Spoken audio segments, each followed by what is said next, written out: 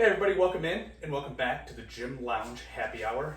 I'm Red, this is Noah, and it's been a heck of a week for us. So the reason I have this in my hand, and it's because our AC went out this week, and so all we have is this little guy right here to cool the whole gym. So in the middle of this episode we may turn this on or off because it may get hot in here. That's just in here. We turned it off for now so it's not loud, but may get hot. It's not even that our AC went out.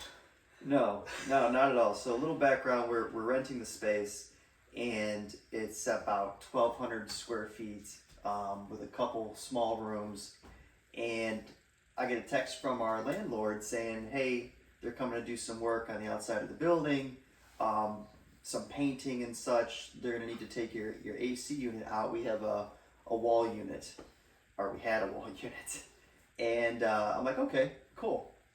In my mind, he's taking it out, he's going to put it back, and then I'm out of town for work for the day, and I get a text from one of the members, a picture of the wall with brand new brick where the AC unit used to be, and I'm like, I don't think he's putting it back. Yeah, it was even a little more like frantic than that from my end too, because I was out of town, so I didn't really talk to Noah about the text that had come in or not, and my mom was working out here by herself. Like she's normally with me and whatnot. I'm really training her, and she's in here. And apparently the AC unit's out, and she gets here. She said lights were on and everything, but no one was inside. So she's like, whatever, no big deal. But noticed the AC unit wasn't in the wall. Thought it was a little weird, but went about her way. All of a sudden, a man pokes his head through, starts talking to her through the hole that the AC unit was in. And it was like, hey, you might want to tarp your stuff up in here, or we're gonna make a little bit of a mess. She's like, well, it's not my gym or anything, it's my son's gym, but sure, do you have a tarp? And so they gave her a tarp, she tarps everything up, and she called me during this point, and so I gave Noah a call, and I'm like, what the hell's going on?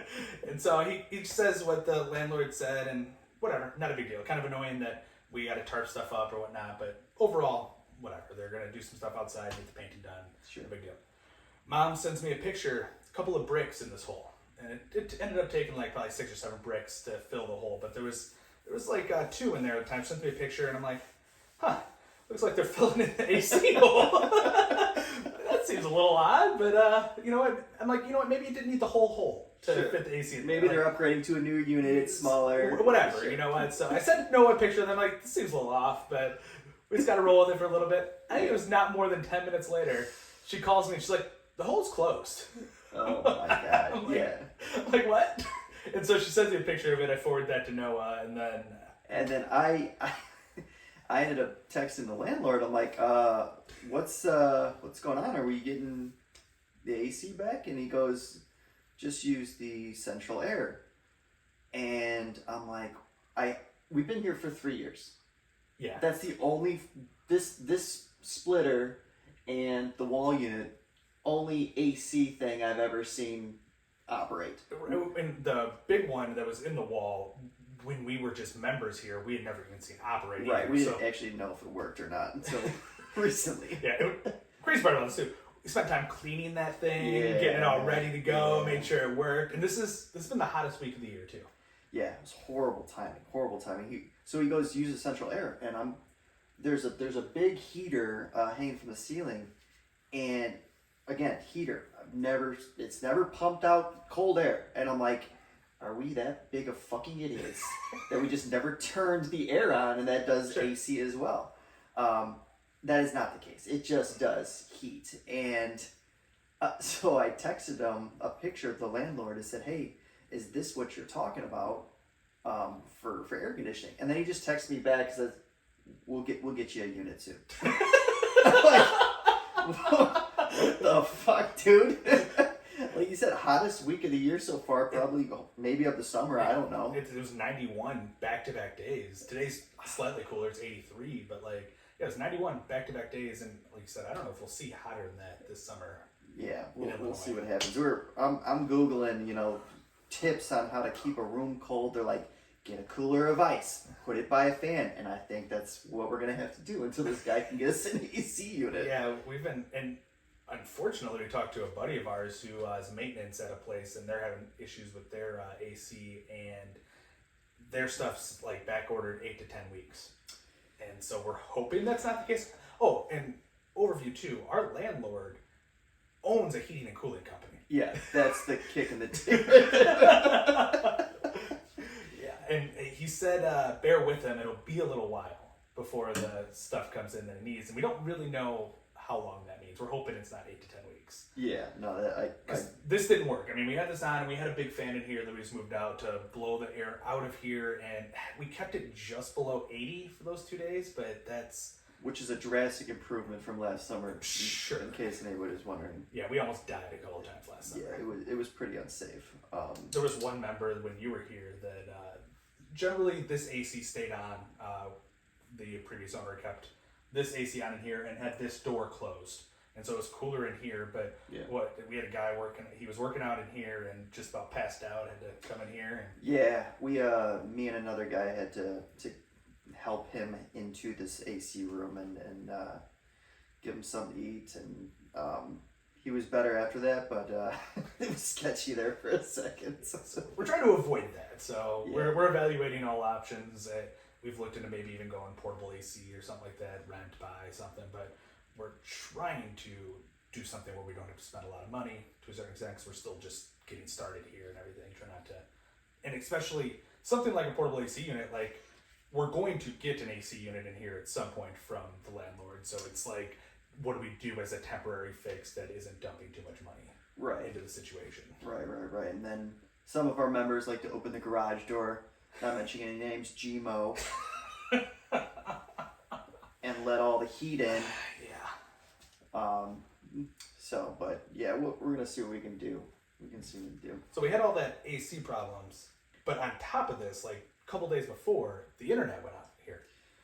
Oh, yeah, we're falling apart. All right. And the internet's not a big deal here. We don't really offer it to the members. We don't really use it. It's connected to our lock. That is on a scheduled lock, and then we remote unlock it every morning. And without the internet connected to it, we can't remote unlock it. Hold on. You said it's a scheduled lock, but you got to unlock it every morning. What are you talking about? So we bought this lock, assuming we could put it on a schedule, and it would unlock for us, and it would lock for us. Well, for some reason, their only feature is that it automatically locks at a specific time, but it will not unlock for you unless you do it manually, in which you can do remotely. You don't have to be here to do it. But so one of us has to remember every morning, and sometimes both of us forget to unlock it. But yeah, this we noticed there was an issue because basically 2 days in a row I forgot I was training my mom. So I think it was a Tuesday, and she messaged me and was like, "Hey, did you guys close up the gym?" And it's locked. I'm like, "Oh shoot!" So I went to remote unlock it, and it didn't unlock. Luckily, I was close and was able to come and get it open. But we noticed there was an issue then, and we tried to address the issue with our internet provider. Yeah. So, not saying any names, Comcast. I called them and said, "Hey, we're having some internet issues." And I was talking to the guy on the phone. He's like, "Oh, I'll send a signal. Let me see what you got going on." He goes, "Okay, your router is bad. We're renting equipment from Comcast. So whatever, we pay X amount of dollars per month for it." He goes, "We're going to need a technician to come out." I said, "Okay, that's fine." He goes, "It'll be $49 for the technician to come out." I go, "Excuse me?" And then it'll be likely that your router needs to be upgraded, and you'll need to pay for that too. And I'm like, "What?" So you're gonna charge me for somebody to come out to fix your product that is broken, and then you're gonna make me pay to upgrade it and use that? I'm like, I'm not paying a technician fee to. It makes it. We only had it for 5 months. Yeah. At this point, it's not like it's this super old. Well, I mean, it could be old, but we haven't had it for a long time. It's not old to us. It's what they gave us 5 months ago that is now not working. Yeah. It just blows my mind. So we're asking friends and probably family for old routers or something. Yeah, I have it. Noah brought a router in that we're not sure if it works, and I have a couple of modems at home that will come in and try to pair the two together, because I don't think Noah's is just a router. It's not a router modem combo, and then what I have is a modem, not a router. So we're gonna see if we can, piece some things together and make that work without having to pay Comcast probably $100 or something crazy just to come fix it. By the time that we pay for the router and all that stuff. So we've had some issues this week. So future gym owners, make sure you read the lease about what it says about requiring AC and a little heads up. The craziest part about that too is it seems to appear like he thought there was central air in this unit too. Yes, he even came in the next day or something and walked around. One of the other members was telling me, like, looking for an AC unit. I'm like, I'm not sure how you don't know what you have and what you don't have in each unit. But it's not that he's like crazy hands off. I can see if like you never come to the buildings or whatnot. Like he's not full on hands on, not micromanaging things or anything. But like he has input and seems to be around enough that you would think he would know whether or not there was AC in a unit or not. Yeah, super strange. And I don't know, out of the other tenants, we're the only ones that like brings in members and has to provide some sort of service here in a building. Like our neighbor is a woodworker, so doesn't have clients or anybody coming in, and like I think someone a little bit further down the way is a trucking company. So it's not like they have, like you're saying, clients and members coming in. And additionally, not only we have people coming in, it's working out. It's unsafe. Like it's not like there's coming here like the place next door, the heating and cooling that like owns the whole thing. Like they have clients come in every once in a while, but they're just talking about getting an AC fix so they're leaving. They're not hanging out here and trying to kill their bodies. And I'm sure they have an AC unit.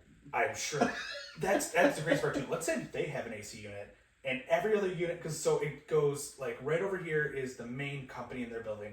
We're next, and then there's 3 other units beyond us.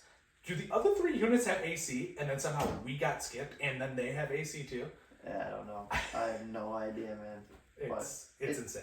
It's been a fun week. It's been a fun week to say the least. So let's dive into some stuff.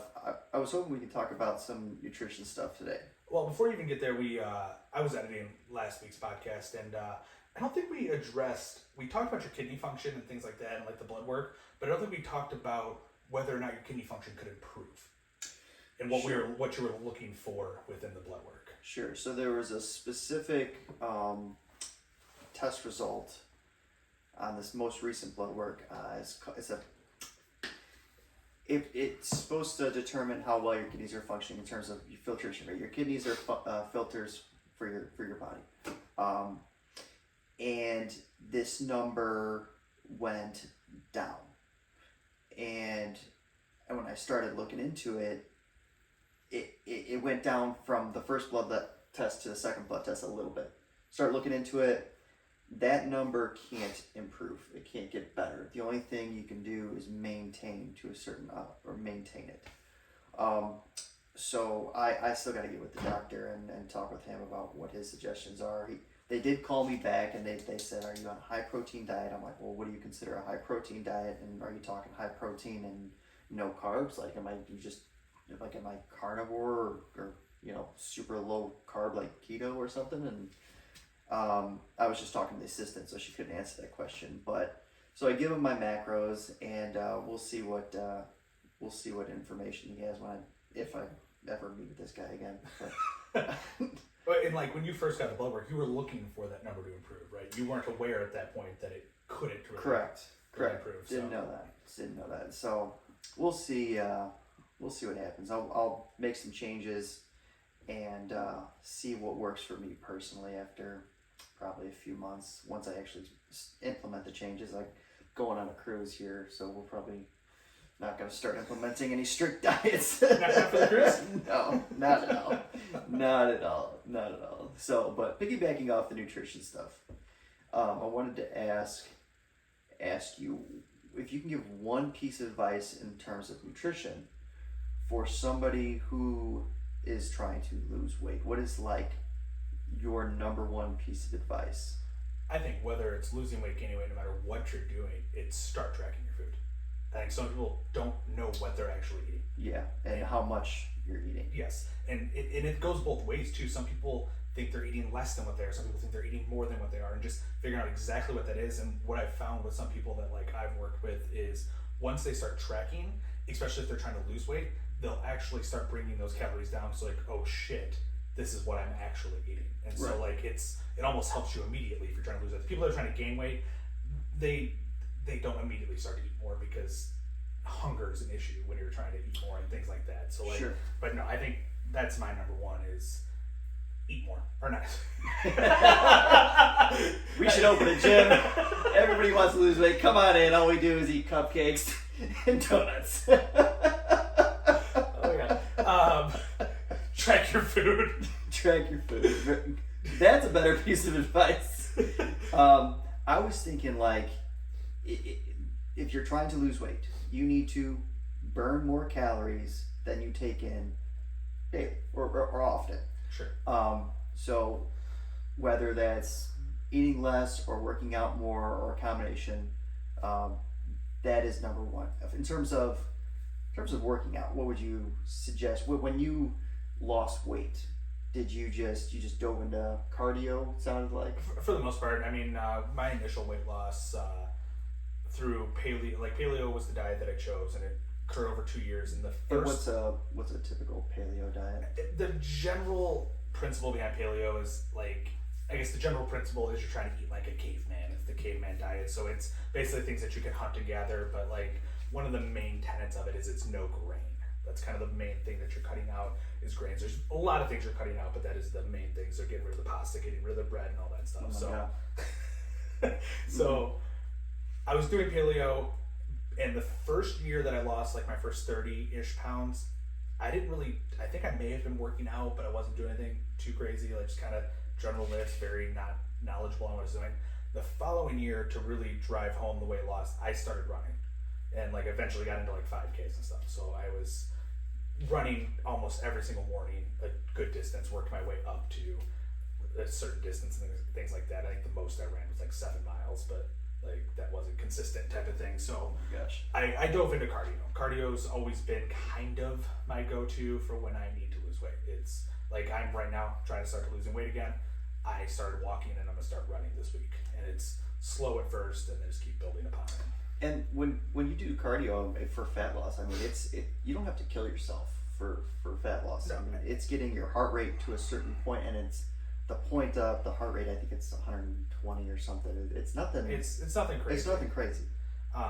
And I don't even pay attention to the heart rate. For me, it's really I'm tracking those calories in, calories out, and looking for the caloric deficit. So the whole point of the cardio for me is to track how many calories burned and just hit a certain calorie number a day that I'm trying to burn. And not most of these trackers that you're going to use are not going to be 100% correct. So you may want to look at a couple of sources of info on how many calories you burn at your weight for a mile or something like that, and kind of average it out or something like that and go from there with it. Like I found a couple of resources online that I go off of, and then I use Map My Run to track my stuff, and that also gives me a caloric burn. So I kind of look at the two, like what it says I should be burning in that mile, and then what Map My Run says I burn in that mile, and kind of guesstimate as to what it's supposed to be.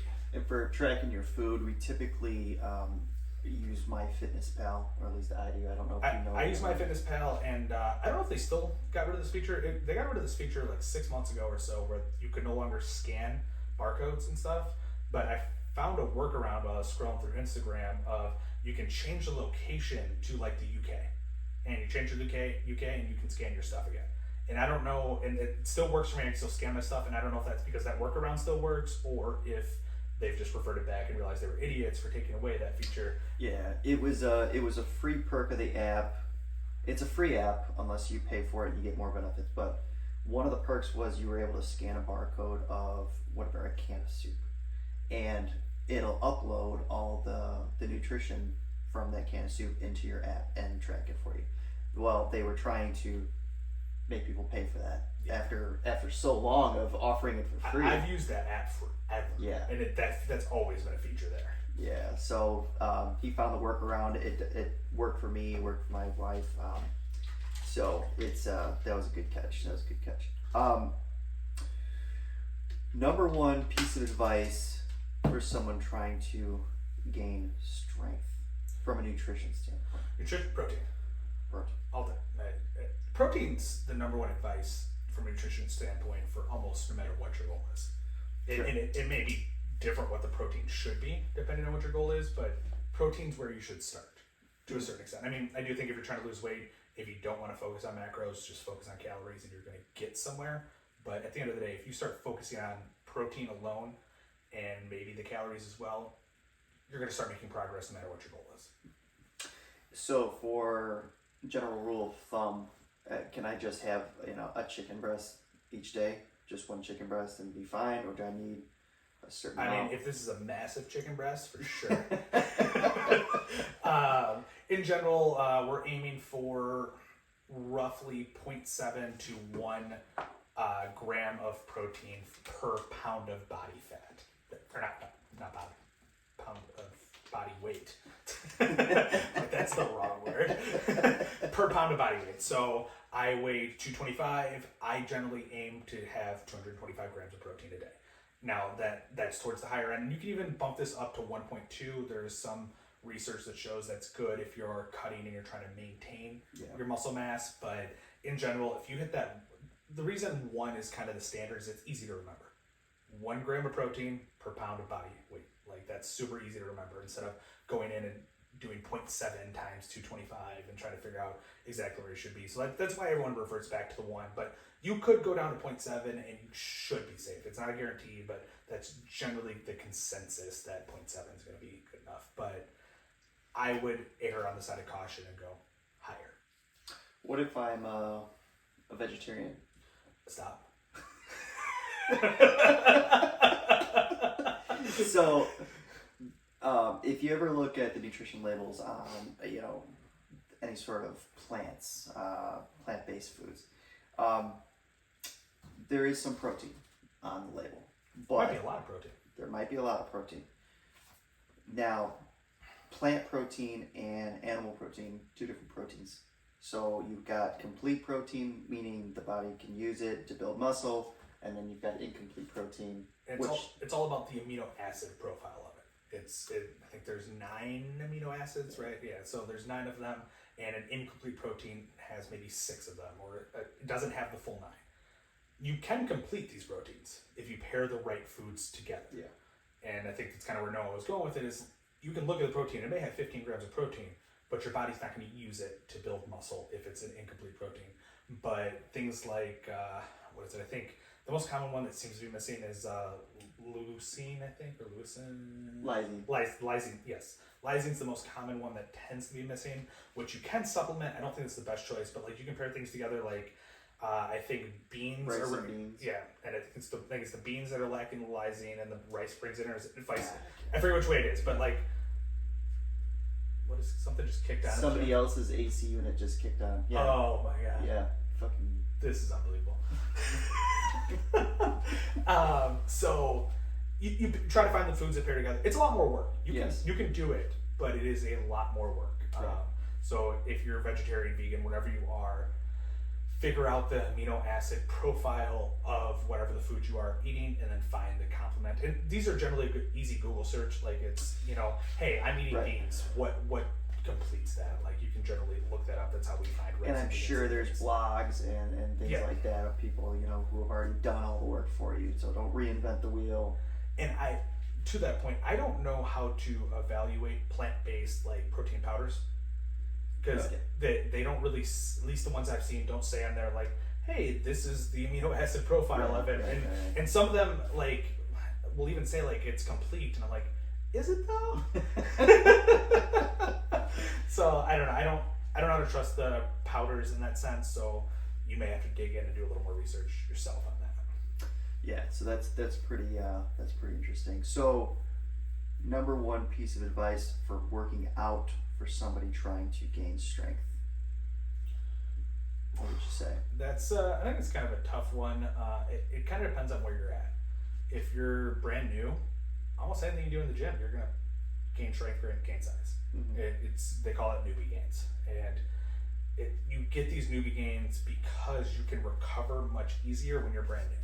Your recovery is just much higher. You're not putting as much systemic fatigue on yourself, and so recovery's high. So you could squat 3 times in a week. To where if I squat 3 times in a week, I will be dead.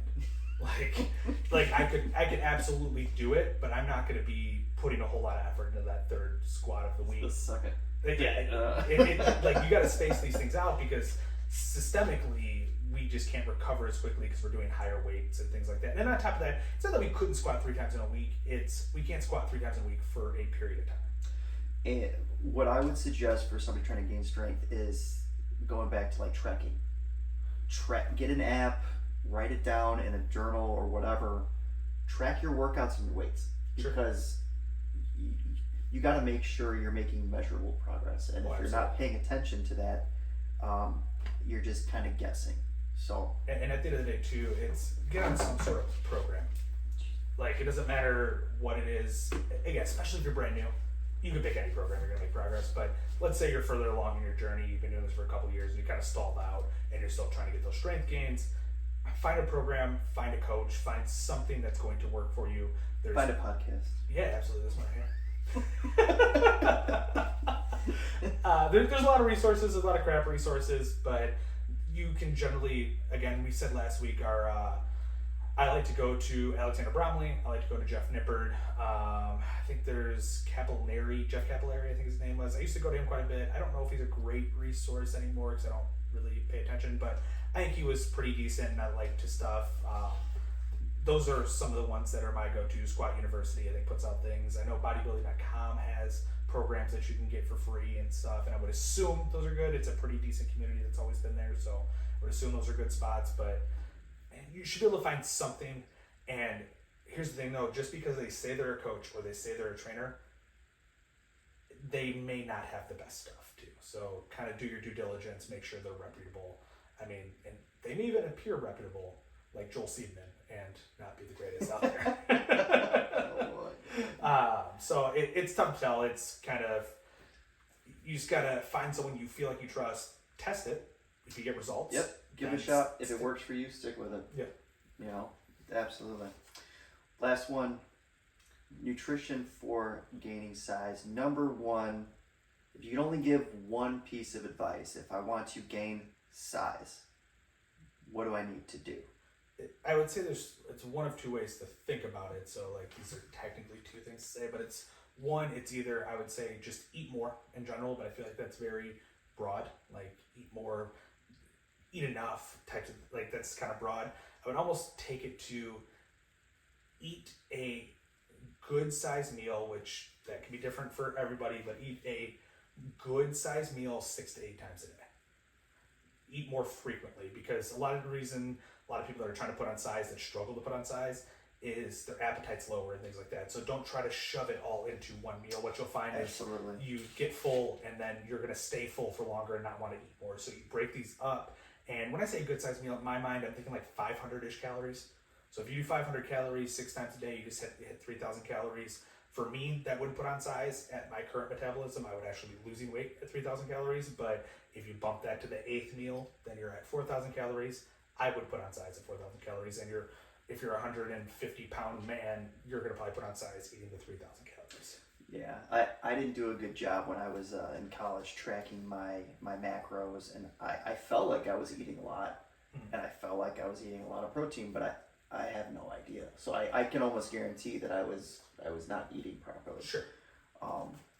For the gym to gain size, it does suck. It does suck. But I mean, it's got to be high reps and it's got to be heavy weight. It's got to progressively overload the muscles. But high reps being 12 to 15, and it's got to be tough. So it's mentally taxing. Time under tension. Yeah, there's a lot of important factors with it, but it's, if you just look up any type of hypertrophy work, that's going to lead you to putting on size. Like that's the term you're looking for when you're Googling it and trying to find a program that's going to put size in you. But again, if you're new, you could probably get away with doing just basic strength workouts, and you're still going to probably put on size. Absolutely. So with me personally, I am making a change to the direction I'm going in training, which I believe you are going to do the same shortly. Yes, still trying to figure out. I got it from a high level standpoint what I'm gonna do, but we'll start with yours here. Sure. So I have stopped training with my trainer as of this week, and so I am going to do some of my own programming. It's just going to be a little more feasible for me because my schedule's all over the place right now, and I don't necessarily have the same amount of time that I had previously to commit to the gym, so it just doesn't make sense to pay for a trainer at this point. And there's also a benefit to me dabbling and stuff and trying to figure out what it is that works for me and knowing what works for me from my perspective. So I am going to try to space out my list a little bit further because I feel like my recovery kind of sucks right now, and I want to get in more cardio because I am trying to drop 10 pounds over the next like 6-ish weeks. So I need to get in my mind, I need to get in a little more cardio to make that happen because I don't want to change the diet too much. I like eating what I'm eating. And what does your diet kind of look like right now? Right now, before before I kind of went off the rails a little bit this week, I went out of town and then I'm only up 5 pounds in 4 days. Portillo's twice a day for like 3 days. I had 4 Italian beefs in 3 days. So before this week, my diet was 225 grams of protein, 100-ish grams of fat, and then on workout days, I was doing 325 grams of carbs, and non-workout days, 250 grams of carbs. So a little bit of a carb cycle in there. For me personally, those carbs are a little low for where I like to be at for just simple enjoyment of life. And so what we're going to do is we're going to do a technique, I'm going to do a technique called reverse dieting, where you kind of bring those carbs, or just calories in general, but for me it's going to be carbs. I'm bringing my carbs up over the course of about 2 weeks from that 325 up to 400.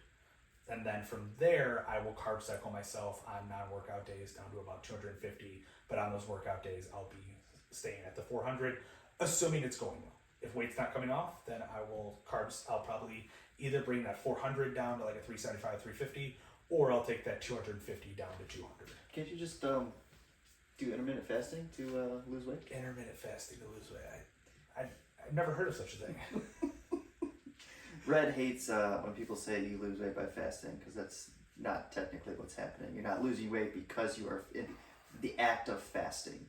You're losing weight because you're in a caloric deficit. Right. Like in theory, you could intermittent fast and still put on weight as long as you were eating a lot more in the time of day that you're eating. Like there are other benefits to there are fasting. a ton of benefits to fasting. Yeah. Like there are plenty of benefits. The main one, the reason I was fasting a while back was to reset my insulin sensitivity and things like that. And that's a huge benefit of fasting. But most people think their metabolism will increase on fasting. It actually goes down. Your metabolism's slowing over time. And the longer you fast, the more often you fast, the metabolism is just going to keep going lower and lower, which means you can eat less and less, which is not super ideal if you're trying to lose weight. So I would avoid fasting as a tool for weight loss. There's various other ways, and it's just not super exact. It's like, I'm going to fast, for X amount of hours, this many times a week, and I think I'll lose weight. But if you're overeating the rest of the time, right, you're not going to lose weight. Like, track your calories and figure out if you're in a caloric deficit. Exactly. And it's a much easier way. So yeah, I'm going to adjust the diet that way down into some of that and aim to start taking the weight off and then bump up the cardio just because, again, that's my go-to. Cardio just makes more sense to me. And some of that's going to be running, some of that's going to be hit-ish workouts, kind of some sleds, some ropes, some just general plyo things to start taking that weight off on those off days. So I was originally going to take a 4-day split and take it for a 3-week wave, but spread that 3-week wave over 5 weeks to space things out more. You just lost me. You probably just lost everybody else. So what is a split? What is a 4-day split? So a 4-day split would be every week I have 4 different workouts. I'm doing 4 separate things, and that would normally be spread out over a 7-day week. So I'd have 4 days on, 3 days off. And each kind of phase in these cycles is a wave. So I'd run myself on a 3-week wave. So for those 3 weeks, in general, weights or reps would change week to week, but the exercises would stay exactly the same. And then we would come back to the second wave. It'll be another 3-week wave, and everything kind of resets, sets reps, and weight kind of resets to a certain point. It kind of depends on what program you're on. So my 3-week wave generally would last 3 weeks, 4 workouts a week. But because I'm trying to space things out more, I'm going to take those 3 weeks and make them last 5, was the original plan. him and I worked through a few things with what I'm doing, and instead of hitting a 4-day split, I'm actually going to take that down to 3, but make them full body workouts. So get a little more out of the workouts, but be able to keep things spaced out and keep things nice and even. So I am now going to take what would be a 3-day split that should take 3 weeks, and I'm going to do it over like 3.5 weeks. So it's just a little bit longer, but because it's 3 days, I still have plenty of cardio in there and off days. So the goal for me is to recover better, actually do some stretching, do some recovery work, and things like that. God, I need to do all of that.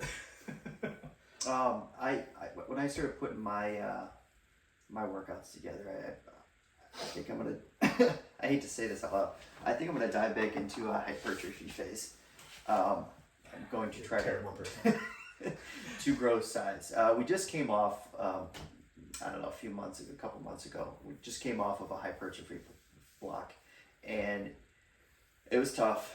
It was tough, but I mean, that's what they are. They're not easy. So some people love them though. Yeah, bodybuilders who don't like to eat and they like to dehydrate themselves. Yeah, that's not me. I mean, I dehydrate myself in other ways, but blame it on the alcohol. Yeah, how you feeling today? I've got a Pedialyte sitting next to me. I've got some half-eaten toast that tastes weird because I'm hungover. I've got a quarter of my water bottle drank, and I'm struggling right now. So you've gone off your diet a little bit? No, that's part of my diet. Absolutely part of the diet. Yeah, so I'm gonna dive back into hypertrophy. I haven't dove as deep as you with the getting the workouts together, but I'm thinking 4-day split. I at least 2 days of cardio. I got to train for a Spartan race in October. I'm actually going to train for this one, kind of. Why are you going to train for this one? Well, so we've done a 5K, we've done a 10K. Didn't train for either of those. And a 5K is what, 3.1 miles, 10K is 6.2? Yes. And I'm like, okay, let's try a 15K. You know, the 10K wasn't bad. So the guy I've been racing with starts looking into it. He goes, they don't have a 15K in this time period that we want to do this. So you want to do a 21K? And I'm like, I guess. And in my mind, like I'm trying to find that point where I feel uncomfortable so I can, push past something mentally. How far is a 21K? I don't know. I didn't even look. You didn't math that. No. Yeah, I don't really know either. So 5K. So 3 so times 4. So it's about 10 miles. 12. Am I mathing that wrong? 5K. Yeah, you're right. Yeah. 5K is 3 miles. 3.2. That's what I 5 times. Carry the 7. I'm a finance major. This is what doing math in the gym is like with us too. with freaking plates, it's outrageous. Okay, so it's about 13 miles. Yes. So, and it's funny that the only thing I considered about training for was grip work. The cardio was actually going to be for like heart health and stuff like that. It wasn't really going to be for training for distance or. So. How would you approach the grip work though? Because you talked last week about having the nerve pain in your arm. Yeah, so that's interesting. So we did the last Tough Mudder, and my nerve pain freaking increased. It really irritated my arms, and I'm assuming that is because of all the grip work that was involved in the Tough Mudder. I think a lot of this is gonna just have to pay attention to recovery. I did buy like a big ice pack for my arm. A lot of nerve pain is caused by inflammation, and so I'm going to use the ice to bring down the inflammation, but I'm not sure yet. I know a few stretches, and I got to start loosening up my shoulders because tight shoulders can cause nerve impingements. So muscles are too tight, they're pinching the nerves, and I already have poor habits with my nerves as it is. So I need to take those things seriously. So outside of planning on training grip strength, and then you said you're going to hypertrophy phase, do you have like an overarching goal? You're trying to look better, get stronger? I'm assuming not stronger since you're going to a hypertrophy Yeah, I think I want bigger arms. I wanna build that mind muscle connection that I've been struggling with for freaking 3 years. Um, for those who don't know, there's this thing called faulty recruitment patterns. So you do a certain movement with your body, and your mind recruits certain muscles to do that movement. It's just this is the habits that it's formed. They're neurological habits, and when we're doing exercises in the gym, for example, a Romanian deadlift, which is supposed to be a hamstring and glute exercise, if you're doing it incorrectly, you're going to get a lot of lower back.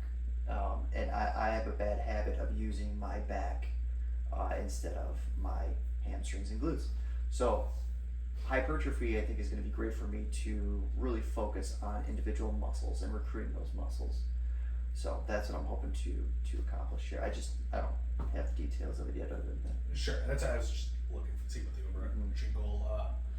And then, do you have any overarching approach to the diet? Very high level stuff. So besides all the Tito's I had last night, my diet's and chicken fingers. I had chicken. There's a little bit of lettuce with that. There was some lettuce. I'm pretty sure I accidentally got some lettuce on my chicken finger and ate it on accident. I have been doing really well though with adulting and eating vegetables, which you know what those are? Those are like the healthy things. Are you speaking English right now? Yeah, that's what I thought. But I've been doing really well. I do like an omelet in the morning, and it's green peppers, onions, red peppers, kale, spinach, and like 4 or 5. Yeah, you can't even taste it. It's just texture. Don't give me that face. Jesus, freaking child. So that's obviously a good amount of vegetables, and then I have God, it's so convenient. I'm so glad I found it. The microwavable vegetables in a bag. You just throw them in a microwave, and they freaking steams them for 5 minutes. Is there any other way to have vegetables? Yeah, you cook them. You steam them yourself in a pot, or you cook them in an oven, Wow. or an air fryer. Why would people make things more difficult? That's what I'm saying. I've been living like it's been a struggle. 32 years it's been a struggle. But that's 3 servings of vegetables, and then that's probably it for the day. But it's been pretty consistent. it ends up being like 4 to 6 servings of vegetables, which is for somebody who lived his entire life off of like corn and SpaghettiOs. Is pretty impressive. Okay, let me have this win. So, but macros. I'm gonna try to stay relatively low carb. And when I say low carb, I'm still at 150 grams. It's not anything like. That sounds terribly low to me. Yeah, keto you can get down to like 30 grams. I think it's like the general approach is what, below 100 for keto. I don't know. I hope I don't ever have to know. But some of the friends that I have that have started keto or done keto, they floated around 30 grams of carbs a day. I'm like, why even bother? Oh, right. It's just the seasoning on my steak.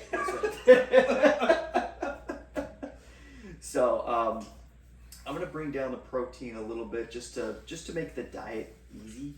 I'll still be within that range of being able to grow muscle, and I'll probably bump that up. I'm just trying a hard reset on some stuff. But you struggle to eat in general, right? You're one of those people.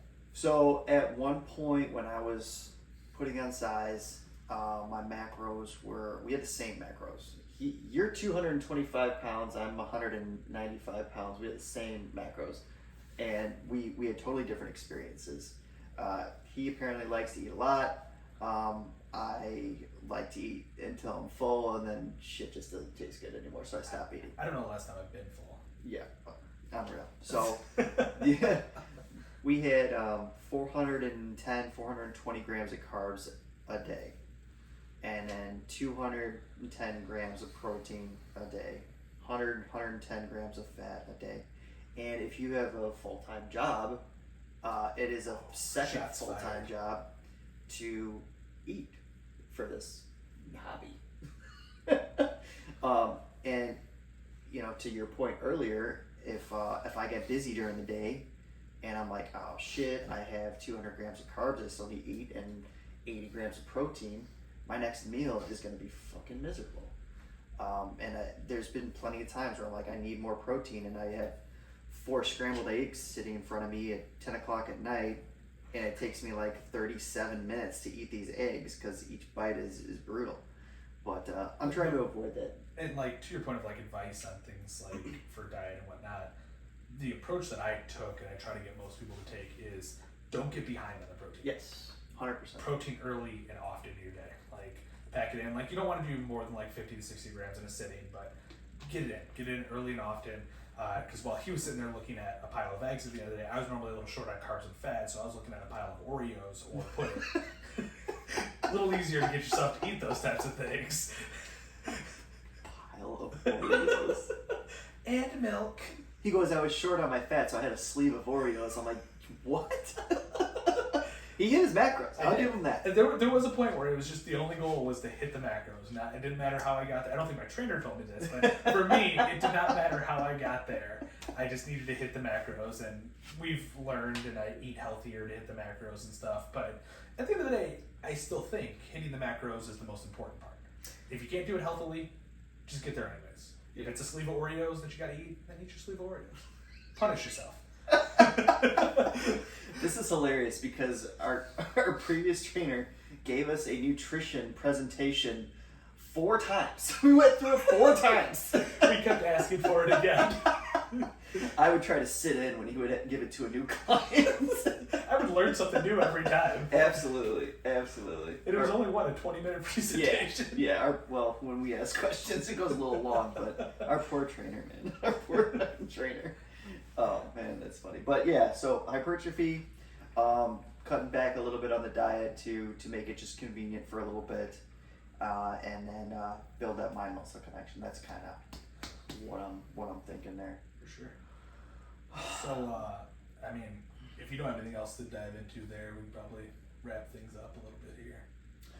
If you had more that you're elaborating on, but if not, I figure I'll take us out on another story of, let's kind of circle back to, there are a lot that happened on this trip for your water cut that we talked about, and then things like that. Like this was a very eventful trip, so there's a lot of stories from this trip, and There it is. I have some bad travel luck. Oh, and man. So we'll just dive into a little bit of that travel luck from that trip specifically. It's a little quick story. We packed up, and while we were there, we decided to eat some food in the hotel just to be a little healthy the day before the contest. Like kind of, he was doing his refeed. I hadn't cut for this contest, so I was doing a refeed with him. Just to support. Yeah, absolutely. I didn't want to leave, everyone hanging, so... we did. I went and got some rice and some like microwavable chicken and some soy sauce, and opened up the soy sauce. Used that. Ate most of the rice. I think I threw away half the chicken because it tasted like crap. And so I didn't want to, leave anything behind that I could use. So I packed everything up, put it all in the bag, and we're walking out. And we're walking downstairs, and Noah's behind me, and I think he's like, "What's dripping out of your bag?" And I'm like, what do you mean what's dripping out of my bag? And we're walking downstairs, and I finally get to like a landing area, and so I'm looking, and I'm like, it's brown. What is that? And we finally dig through the bag, and the soy sauce had opened up all over everything. Everything. Like it's just my shoe. Smells like a Panda Express in this hallway. I lost a pair of shoes because of this. And I think the whole bottle spilled too, right? Like, yeah, it was everything. It was a brand new bottle of soy sauce, and the car ride home was great. Just straight up smelling like soy sauce. But that's just an example of my bad travel luck, and I'm sure we'll dive into more stories of. There's more stories from that trip specifically. Yeah. Of my bad travel luck. Literally, his travel luck is so bad. We're going to his bachelor party in July, and I'm asking it. He might take the train. If he takes the train, I'm going to drive.